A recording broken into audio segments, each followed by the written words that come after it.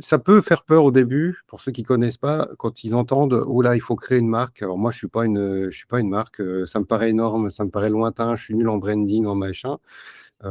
Alors qu'en fait, il faut y penser dès le début. Il y a des choses très faciles à faire quand on veut faire un peu de branding. Ça c'est pas réservé aux spécialistes et le but, c'est justement de te démarquer un petit peu du drop.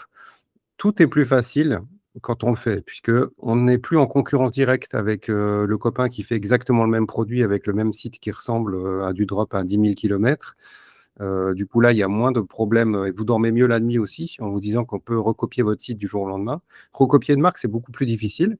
Quand je dis marque, c'est pas juste le design d'un site, c'est aussi la façon que vous avez de parler à vos clients, le ton que vous avez. Est-ce que vous avez de l'humour sur votre site ou est-ce que vous êtes sérieux? Est-ce que vous parlez à des jeunes? Est-ce que vous parlez à des vieux? Ouais, ou les 2 ou tout ensemble?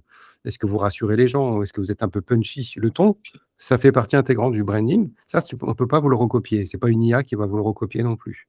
Est-ce que vous êtes présent sur les réseaux sociaux ou pas du tout? Et lesquels? Là aussi, ça va être un choix branding.